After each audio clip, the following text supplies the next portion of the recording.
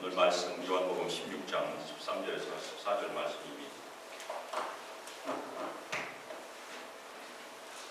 그러나 진리의 성령이 오시면 그가 너희를 모든 진리 가운데로 인도하시리니 그가 스스로 말하지 않고 오직 들은 것을 말하며 장래일을 너에게 알리시리라.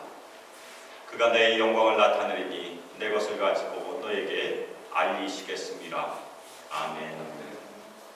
오늘은 성령님, 저희가 계속해서 성령이 어떤 분이신지 살펴보고 있는데 특별히 진리의 영이신 성령에 대해서 같이 살펴보고자 합니다. 프랭크 모리슨이라는 영국의 젊은 저널리스트는 예수 그리스도의 일생에 대해서 진지하게 연구를 시작했어요. 그런데 그가 살던 당시에는 예수님에 대한 역사성에 대해서 의심을 하고 있었던, 학문적으로 의심을 하고 있었던 그런 시대였고, 그 당시에 여러 가지 고등 비평에 사람도 영향을 받았었습니다.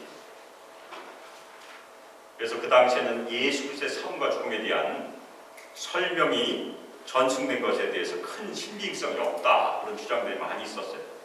그리고 사복 복음서 중에 하나, 특별히 요한복음은 처음 세대가 지나간 후에, 아주 오랜 시간이 지난 후에 쓰여진 훌륭한 신앙 고백이다라고 그렇게 취급했던 그런 학문적인 분위기, 그 학문적인 분위기가 유행하고 있었던 그런 시대에 있었어요. 그리고 이 프랭크 모리슨은 물리학에 아주 관심이 있었기 때문에 성경의 기적적인 내용을 이것은 논리적이 아니다, 그렇게 취급했다고 합니다. 그래서 처음에는 이 사람이 그리스도의 일생에 있어서 가장 중요하며 결정적인 국면이라고 생각되는 최후의 일주일에 대해서 논문을 쓰려고 시도를 했어요. 근데 최후의 일주일 중에서 마지막 며칠간 관련된 이제까지 전통적으로 가지고 있었던 신앙, 그 신앙을 이 사람은 원시적인 신앙이라고 불렀습니다. 그리고 그 교리적인 억측, 특별히 기적들을 제거하려고 생각을 했었습니다. 그런데 그가 저술하려고 했던 책은 끝내 완성되지 못했어요. 그가 예수님의 생일의 마지막 며칠을 연구하다가 그는 예수님을 제대로 만나게 됐어요.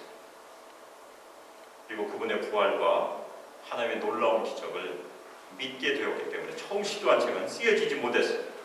그런데 다른 책을 썼습니다. 그 책의 이름은 누가 돌을 옮겼는가 라는 그런 책이, 기독교 관련 서적, 우리 기독교인들이 꼭 읽어야 될 100권의 책에 들어간 작은 책이지만 아주 중요한 책이에요. 성경을 비판하기 위해서, 처음에는 성경을 비판하기 위해서 성경을 연구하다가 오히려 성경에 계시된 예수님을 제대로 만나는 그런 일을 이 사람은 경험한 것입니다. 제가 한 가지 질문을 해보겠습니다. 우리는 성경을 왜 읽습니까? 우리가 매일 성경을 읽을 텐데 왜 성경을 읽습니까? 어떤 사람들은 지혜를 얻기 위해서 잠언이나 지혜서를 읽는 사람이 있을 수도 있어요. 믿지 않는 사람들도 뭐 잠언은 좋아하니까. 그리고 어떤 사람들은 성경이 인류 역사의 중요한 문화유산이니까 교양과 지식을 위해서 성경을 읽는 사람이 있을 수도 있어요. 그리고 혹자는 유대인들이 제리받기 때문에 돈을 잘 벌기 위해서는 구약을 읽어야 한다. 제가 신학교 다닐 때 들었던 얘기예요. 구약을 읽으면 돈을 잘 벌고 신약을 읽으면 돈을 잘 쓴다. 오늘부터 신구약을 잘 읽으시길 주님의 이름으로 축원합니다. 돈을 잘 벌고 잘 쓰기 위해서. 그런데 하나님께서 왜 우리 인간에게 성경이라는 선물을 주셨을까? 중요한 이유예요. 요한복음 20장 31절에 그 대답을 해주고 있습니다. 오직 이것을 기록하면 너희로 예수께서 하나님의 아들 그리스도이심을 믿게 하려 하며 또 너희로 믿고 그 이름을 힘입어 생명을 얻게 하려 함이니라. 하나님께서 예수 그리스도를 통하여 우리에게 영생을 주시기 위해서 성경을 기록했다는 그런 말씀입니다. 저희가 영생 많이 얘기를 하죠. 영원한 생명. 특별히 요한복음에서 가장 중요한 주제 중에 하나입니다. 요한복음에서는 하나님의 나라는 말은 두 번밖에 등장하지 않고 나머지는 다 영생으로 얘기를 해요. 그럼 영생은 무엇입니까? 그것도 요한복음이 대답을 해주고 있어요. 영생은 하나님의 아들 예수 그리스도와 하나님을 아는 것이다. 요한복음 17장 3절이 대답을 해주고 있습니다.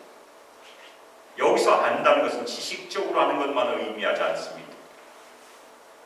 하나님과 예수를 인격적으로 아는 그 암, 친밀한 교제의 관계에서, 만남의 관계에서 아는 알문을 바로 사도 요한이 얘기하고 있습니다. 지난주 저희가 살펴봤던 시편 130편에서 하나님께서 우리를 아신다라고 얘기했는데 그것이 그냥 아신 것이 아니고 친밀하게 아주 자세히 하나님과 아들과 딸의 관계에서 아신다 그런 말이에요. 마찬가지로 사도 요한이 얘기하는 영생, 하나님과 예수를 안다는 이 암도 인격적인 만남과 알문을 의미합니다. 그래서 우리가 예수를 만나기 위해서는 예수에 대한 지식이 먼저 필요해요. 아무것도 알지 못하는데 꿈에서 예수를 만나는 경우는 드물어요. 간혹 있기는 하지만 대부분 우리가 말씀을 통해서 예수를 만나게 됩니다. 그래서 예수님과의 친밀하고 인격적인 관계를 우리에게 선물로 주시기 위해서 하나님께서 우리에게 성경을 주신 것입니다. 하나님이 누구신가? 그리고 예수 그리스도께서 이 땅에서 무슨 일을 하셨는가를 저에게 알려주신 것이 성경의 가장 중요한 목적 중에 하나입니다. 그런데 우리에게 영생의 길을 제시하는 이 성경은 어떻게 우리 손까지 오게 되었을까? 구약 성경부터 신약 성경까지 오랜 세월 동안 하나님의 말씀을 기록했던 하나님의 일꾼들이 있었어요. 예수님께서는 인류의 역사 가운데 33년이라는 짧은 시간을 이 땅에서 진짜 사셨어요. 그것은 비평학자들도 부인하지 않아요. 예수님께서 이 땅에서 무슨 일을 하셨습니까? 많은 사람들의 병을 고치셨고 귀신을 쫓아내셨고 하나님 나라의 말씀을 전파하셔서 세 가지 중요한 사역이. 그런데 예수님께서 떠나실 때 자신의 기록을 남겨놓으시지 않았다는 것이 자서전을 쓰지 않으셨어요. 그런데 예수님의 사역을 직접 목격했던 증인들이 한 세대가 지나기 전에 쓰기 시작했습니다. 만일 그 예수님의 기록이 온전히 사람의 뜻에 의해서 이루어진 기록이라고 그러면 성경은 하나님의 책이라고 부르기가 쉽지 않을 것입니다. 그런데 우리가 매일 접하는 이 성경이 하나님의 책인 중요한 이유가 무엇입니까? 성경이 기록된 과정을 하나님께서, 특별히 성령님께서 직접 주관하셨다는 것입니다. 그래서 그 기능 중에 하나가, 성령의 기능 중에 하나가 오늘 공독한 말씀에서 보혜사 성령님을 우리가 진리의 성령이라고 부르고 있습니다. 먼저 우리에게 진리를 전달해 주세요. 그것도 모든 진리, 예수님에 대한 모든 진리를 우리에게 전달해 주신 것이 성령의 기능이십니다. 그 성령께서 하시는 사역을 잘 나타내 주는 말씀이 요한복음 14장 26절에 있습니다. 보혜사 곧 아버지께서 내 이름으로 보내실 성령, 그가 너에게 모든 것을 가르치고 내가 너에게 말한 모든 것을 생각나게 하리라. 예수께서 승천하신 이후에 성령께서 제자들에게 예수님께서 이 땅에서 하셨던 말씀들을 기억나게 하시겠다, 상기시켜 주시겠다는 그런 약속의 말씀입니다. 그리고 모든 진리 가운데로 인도하시겠다는 그런 약속의 말씀이기도 합니다. 그래서 제자들 이후에 예수님을 직접 눈으로 보지 못했던 저희 같은 사람들을 위해서 예수님에 대한 진리를 전해주기 위해서 성령께서는 예수님의 증인들을 직접 사용하셨어요. 그래서 신약 성경을 기록하도록 그렇게 인도하신 것이 진리의 성령이 하신 일입니다. 신약 성경은 단지 개인적인 회고록이 아니야. 예수님이 누구신가를 얘기해 준 것이, 그리고 무엇을 하기 위해서 이 땅에 오셨는지를 얘기해 주는 하나님의 책임. 먼저 복음서를 기록했던 복음서 기자들이 예수님의 행적을 성령의 감동으로 기록했고, 또 하나는 서신서는 무엇입니까? 예수님에 대한 것을 설명하는 그런 중요한 책임. 그것들을 기록할 때 성령께서 친히 진두지휘하셨다. 그것이 디모데후서 3장 16절 말씀입니다. 모든 성경은 하나님의 감동으로 된 것이도. 물론 바울이 이 글을 쓸 때는 모든 성경은 구약 성경을 지칭합니다, 일차적으로. 그런데 이 성경이란 말이 신약 성경에서도 쓰이고 있는 그런 말이에요. 그래서 저희가 신약 성경이 완성된 지금에서는 모든 성경, 신구약 성경이 다 하나님의 감동으로 된 것이다. 이렇게 저희가 믿어야 되는 것입니다. 근데 이 하나님의 감동이란 말은 제가 디모데후서 설교할 때 말씀드렸던 것처럼 하나님께서 숨을 불어넣으시다, 그런 말이에요. 성령께서 인간 저자들에게 하나님의 숨을 불어넣으신 사건입니다. 직접 말씀하신 사건이에요. 그것이 우리가 지금 가지고 있는 성경입니다. 물론 맨 처음 기록된 성경은 우리말이 아니에요. 구약은 히브리어로 기록이 되어 있고 신약은 헬라어로 기록이 되어 있어요. 우리 성도들 중에 히브리어나 헬라어를 읽으시는 분은 별로 없을 것입니다. 우리는 번역이라는 과정들을 통해서 우리말로 된 성경을 지금 가지고 있습니다. 이것은 저희가 영감이라고 부르지는 않아요. 근데 그것은 하나님의 섭리로 보통 이해를 합니다. 초기에는 히브리어와 헬라어로 된 성경이 시리아어로도 번역이 됐어요. 제가 읽고 있는 성경 중에 시리아로 번역된 것은 영어로 번역한 것을, 제가 시리아를 모르니까 영어 번역본이 있어요. 그래서 그것을 간혹 대조해서 읽고 있어요. 아랍어도 있고 이집트에는 콥틱어로도 번역이 초창기에 됐습니다. 그리고 나중에 제롬이 라틴어로 번역을 했어요. 그런데 중세 시대에는 오랫동안 라틴어로 예배를 드렸어요. 근데 설교를 하다 보니까 영국이나 프랑스나 그런 지역, 독일의 사람들은 라틴어를 할 줄 모르잖아요. 저도 라틴어를 할 줄 모릅니다. 라틴어는 일반 대중이 사용하는 언어가 아니었기 때문에 로마 카톨릭 중세 시대에는 성경은 일반 대중들이 읽지 못했어요. 사제들의 전유물이었었어요. 아니, 영생을 주기 위한 그 책이 소수의 사람들에게만 읽혔다는 것이. 그런데 하나님의 역사는 거기서 끝나지 않습니다. 하나님의 섭리 가운데 일반 대중들이 읽는 언어로 번역을 시작했어요. 영어 번역은 위클리프라는 사람이 맨 처음 번역했어요. 그래서 라틴 성경을 번역한 것입니다. 그 다음에 틴데일이 번역했어요. 틴데일은 그 일로 순교를 해요. 그리고 잘 아시는 것처럼 마틴 루터가 독일어로 번역을 했습니다. 우리말 성경은 어떻게 왔죠? 서상윤이라는 상인이 청나라에 가서 예수를 믿게 되고 그 사람이 의주 방언으로 처음 번역을 해요.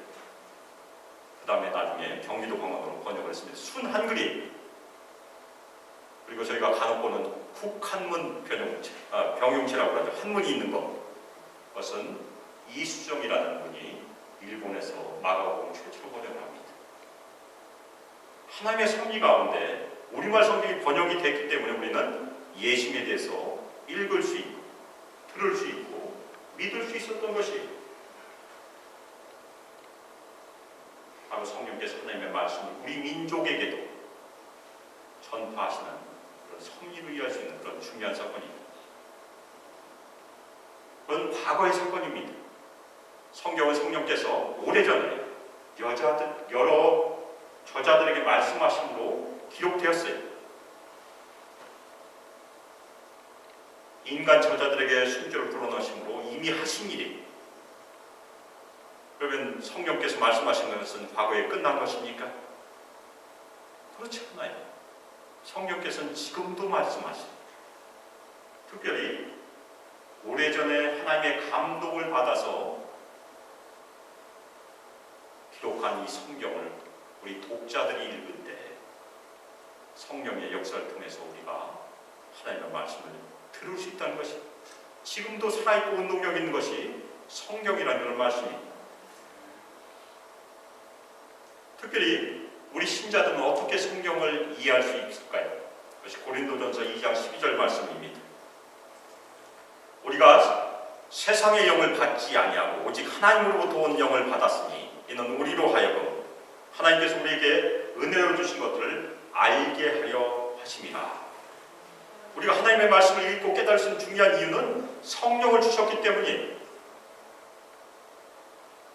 성령께서 우리 마음을 열어주셔서 비춰주신 일들을 저희가 자주 경험합니다. 반면에 불신자들은 마음이 아직 가려져 있어요. 그래서 12절 밑에 14절 말씀 보면 육에 속한 사람은 하나님의 성령의 일을 받지 아니하나니 이는 그것들이 그에게는 어리석게 보이며 또 그는 그것들을 알 수도 없나니 그러한 일은 영적으로 분별되기 때문이라. 성령을 받은 사람과 받지 않은 사람이 여기서 구분이 됩니다. 아무리 성경을 읽어도 하나님의 음성을 들을 수 없는 것이 성령을 받지 않은 사람의 특징이라는 것입니다. 성령께서는 오늘도 그분이 기록한 말씀을 통하여 지금도 말씀하세요. 아멘입니까? 우리가 개인적으로 성경을 읽고 있습니다. 개인적으로 경건의 시간을 가져요. 어떤 때는 묵상하기도 하고 암송하기도 하고, 그것이 이미 알고 있는 말씀일 경우가 대부분이, 성경을 많이 읽으신 분들은 이미 알고 있잖아요. 그런데 어느 날 내가 알고 있는 말씀을 딱 열어서 읽고 있는데 갑자기 그 말씀이 나를 찌르고 있는 것을 경험할 때 많이 있습니다. 그래서 우리가 성령의 감동이라고 불러요. 이미 잘 알고 있는 말씀입니다. 어떤 때는 다른 사람에게 얘기를 하다가 다른 사람의 영적인 도움이 필요할 때 갑자기 하나님께서 우리 마음에다가 성경 구절을 집어넣어 주실 때가 있어요. 아닙니까? 그런 경험해요. 저희 직장에서 어느 날 연구실을 지나가고 있었어요. 그런데 예수를 믿는 한 연구원이 자신의 어려움을 얘기하고 있었는데 그때 번개처럼 제 머리에 하나님의 말씀이 지나갔습니다. 얘기해 줬어요. 상당히 시간이 지난 다음에 그 얘기를 하게 됐는데 그 연구원이 저한테 얘기했어요. 그 당시에 자기에게 꼭 필요한 말씀이었대요. 근데 저는 그때 무슨 말씀했는지 기억하지 못했어요. 그냥 성령께서 저를 사용하셨을 뿐이고 한 사람은 위로를 받았고 저는 잊어버렸던 그런 일입니다. 그것이 성령의 역사일 수 있어요. 그것을 히브리서 기자는 뭐라고 얘기합니까? 하나님의 말씀은 살아있고 운동력이 있다. 옛날 번역은 운동력이 있다 그렇게 번역을 했어요. 오늘 우리가 보고 있는 번역은 활력이 있다. 지금도 살아있는 말씀입니다. 지금도 이 살아있는 말씀을 통해서 예수를 만나고 예수를 믿고 영생을 얻어요. 특별히 성령께서는 하나님의 말씀을 통해서 우리 마음과 우리 생각을 판단하시고 어떤 때는 찌르시기도 하시고 드러내시고 회개케 하시고 어떤 때는 위로하시고 격려하시고 그런 일들을 지금도 하시고, 특별히 성령께서 우리에게 증거하신 또 하나 중요한 말씀이 무엇입니까? 하나님께서 우리를 얼마나 사랑하시는지, 너는 내 사랑하는 아들이라, 너는 내 사랑하는 딸이라, 내가 너를 기뻐하노라. 그것도 성령의 음성으로 저희가 들을 수 있어요.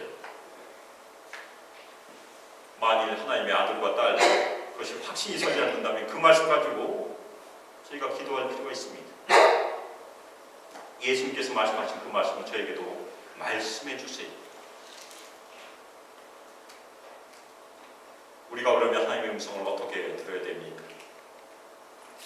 많이 듣고 싶다면 오늘도 하나님의 말씀을 열어야 된다는 것입니다. 열되 그냥 여는 것이 아니고 기대함을 가지고 하나님께서 말씀하신다는 것을 믿음으로, 그리고 기도함으로 두 가지가 꼭 필요해요. 그래서 말씀을 통독을 하시거나 아니면 큐티를 하시거나 할 때마다 저희가 짤막한 기도를 할 수 있습니다. 주여 오늘 저에게 말씀해 주세요. 주님의 종이 듣겠습니다. 저도 그렇게 기도해요. 그러면 성령께서 우리에게 말씀하시는데 말씀하시는 중요한 이유 중에 하나가 무엇이겠습니까?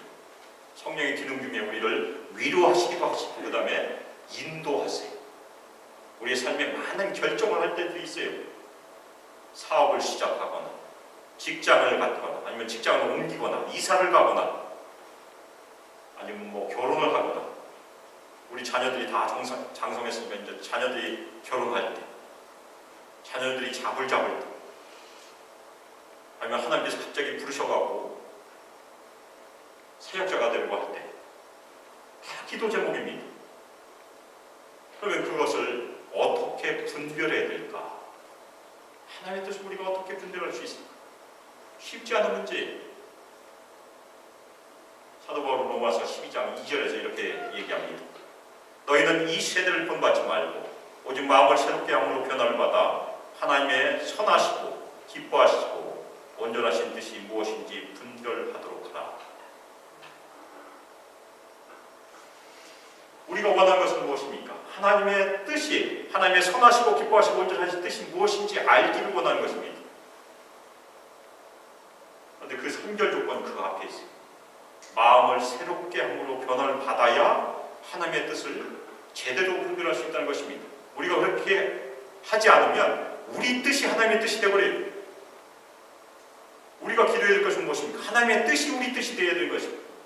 그런데 기도하지 않으면 거꾸로 됩니다. 마음을 새롭게 하는 것은 성령께서 하신 일이에요. 성령께서 우리 마음을 새롭게 하심으로 우리가 변화를 받아야 우리 눈에서 눈꺼풀이 벗겨져야 하나님의 일을 볼 수 있다는 것이에요. 사도 바울이 아나니아로부터 안수를 받았을 때 맨 처음 일어난 것이 무엇입니까? 눈꺼풀이 뭐가 벗겨져 나갔어요. 우리도 그렇게 기도해야 됩니다. 우리 눈을 가리고 있는, 우리 마음을 가리고 있는 것들, 그런 것들 벗겨주세요. 그것은 우리 욕심이에요. 중요한 결정을 할 때 가장 우리를 방해한 것은 무엇입니까? 우리 욕심이에요. 우리 이익이에요.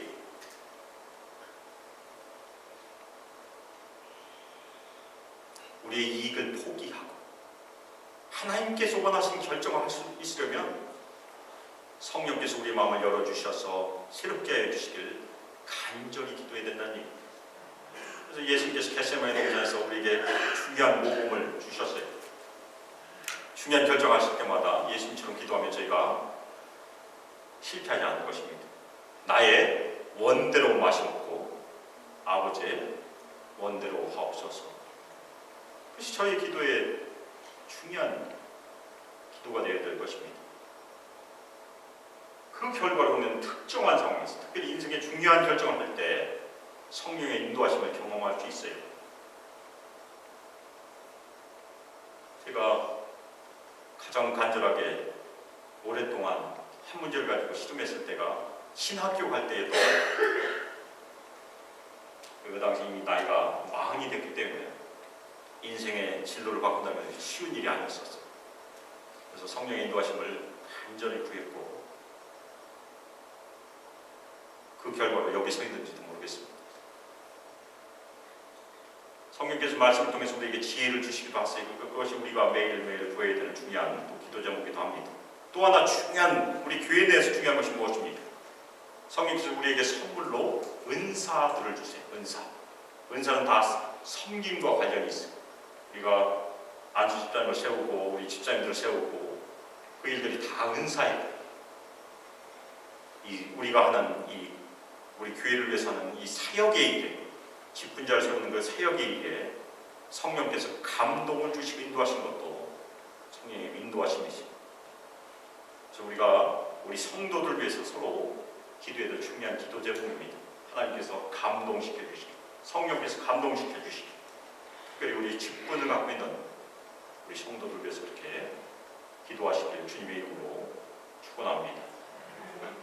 특히 저희 사도행전 8장에 가면 빌립을 하나님께서 인도하신다, 성령께서 인도하신 것을 저희가 살펴볼 수 있어요. 기적적인 사건이 이디오피아 내시를 만나서 내시에게 예심을 증거합니다. 이사야 53장 말씀을 가지고 예심을 증거해요. 이디오피아 사람들은 그것이 이디오피아의 복음이 전해진 것으로 지금도 인정하고 있어요. 굉장히 중요한 성경적인 사건이 하나님께서 빌립을 사용하셨다. 빌립은 사도 빌립이 아니고 집사 빌립이, 안수 집사님 빌립이 8장에 나오는 빌립입니다. 많은 사역자들이 그렇게 부름을 받기도 합니다. 저도 어느 새벽 기도에서 내 양을 먹이라는 예수님의 음성을 듣지 않았다면 사역자가 되지 않았을 것이에요.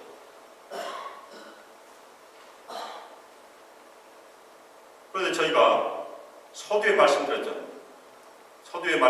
프랭크 모리슨처럼 다 우리가 성경을 연구하다가 예수님을 만나는 경험을 하지 않습니다. 정반대의 경우도 있어요.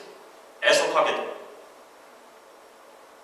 처음에는 좋은 신앙 가지고 시작을 했다가 점점 곁길로 와서 멀리 가버리는 그런 경우를 저희가 보게 됩니다.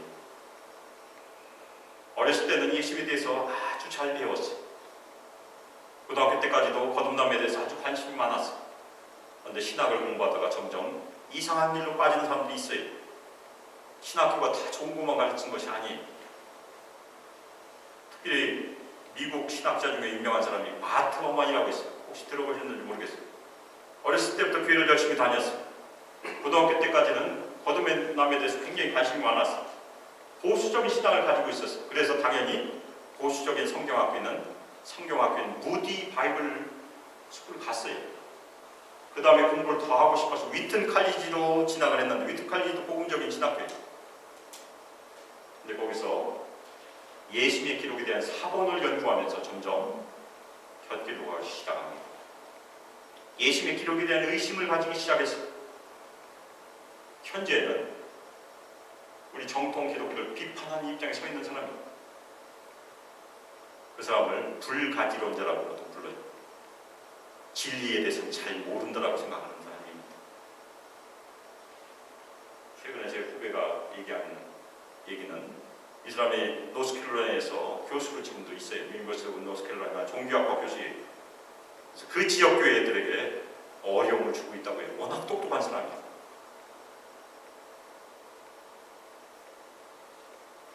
우리는 두 가지 경험을 다 만날 수 있어요. 프랭크 모리슨처럼 아니면 마텀 오만처럼 예수님의 정체에 대해서 의심을 가지고 회의를 가질 수 있어요.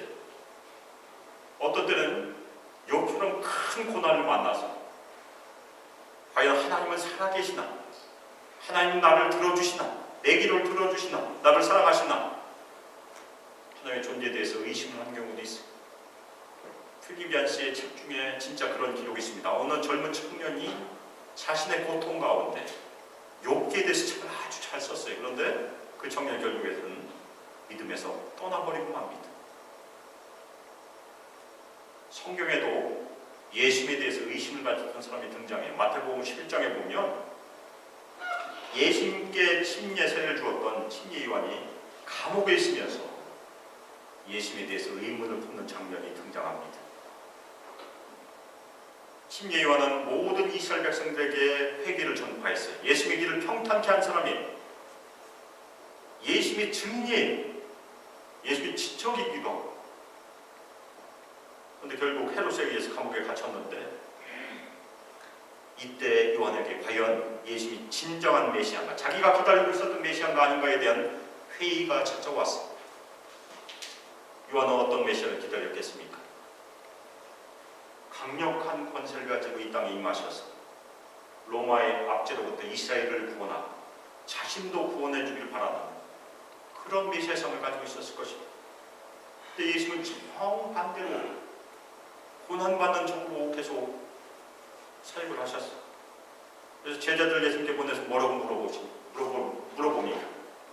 오실 그이가 당신이오니까 아니면 우리가 다른 일을 기다리오니까. 유대인들은 아직도 다른 일을 기다리고 있어요. 예수님께서 이미 오셨지만 유대인들은 대부분 예수님을 메시아로 인정하지 않아요. 침례 요한에게도 그 회의가 잡힌 것이죠. 근데 예수님께서 뭐라고 대답하십니까? 맹인이 보며 못 걷는 사람이 걸으며 나병 환자가 깨끗함을 받으며 못 듣는 자가 들으며 죽은 자가 살아나며 가난한 자에게 복음이 전파된다. 이것이 예수님의 사역이었어요. 그런데 이 사역은 이사야 선지자가 이미 예언했던 사역이라는 것입니다. 그 사역이 예수님에게서 이루어진다는 것을 예수님께서 친히 말씀해 주셨어요. 그 다음에 중요한 말씀을 하십니다. 누구든지 나로 말미암아 실족하지 아니하는 자는 복이 있도다. 이 땅에서 신앙생활하면서 실족하는 일이 없을 수 없어요. 시험에 드는 일이 많이 있어요. 그래서 우리가 늘 기도해야 기도 제목 중에 무엇입니까? 우리를 시험에 들게 하지 마옵시고 우리를 다만 악에서 구하옵소서. 악한 자예요. 그냥 악이 아니고 그것은 악한 자예요. Evil one. 사탄은 늘 우리를 의심하도록 회의하도록 공격해요. 만약 우리에게 회의가 찾아오고 의심이 찾아오면 우리가 해야 될 중요한 일은 무엇입니까? 침례 요한이 우리에게 중요한 모본을 보여주었어요. 다른 데서 해답을 찾지 말라는 것이에요. 질문이 있으면 예수님께 찾아가야 된다는 얘기입니다. 예수님만이 그것을 해결해 주기 때문에 그래요. 요즘은 많은 유튜브나 여러 곳에서 다른 얘기들 많이 해요. 점점 듣다 보면 어디로 가는지도 모를 거예요. 우리가 믿는 성령님은 어떤 성령님이십니까? 진리의 영이시고 그분은 예수님을 드러내세요. 그것이 그분께서 하신 일이에요.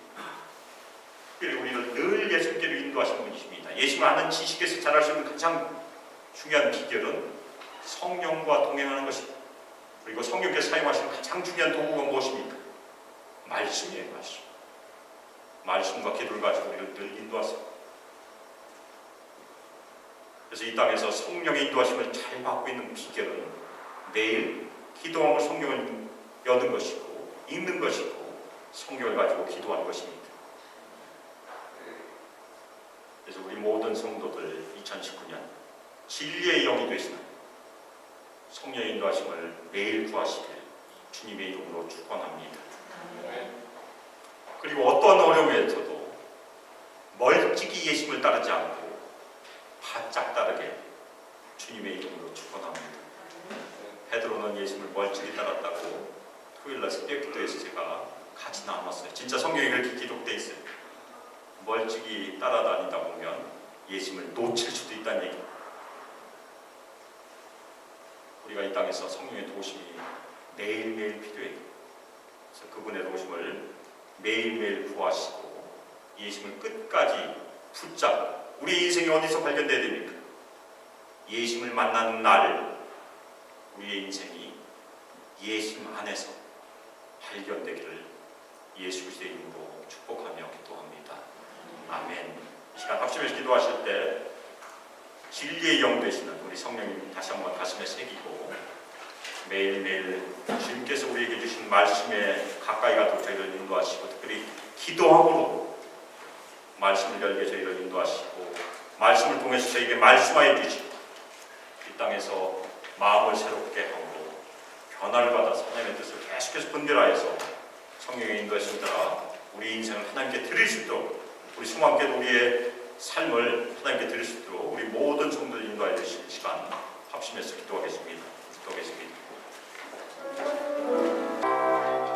이전 주 예수 그리스도의 은혜와 하나님의 사랑과 성령 하나님의 교통하심과 능력 주심과 위로하심과 격려하심 이 땅에서 예수를 끝까지 따라가며 성령의 인도하심을 따라 우리의 인생을 하나님께 드리며 매일매일 성령과 교제함으로 우리 삶을 하나님께 드리기를 결단한 제 수많게 가족들 함께하기를 주 예수 그리스도의 이름으로 축복하며 기도합니다.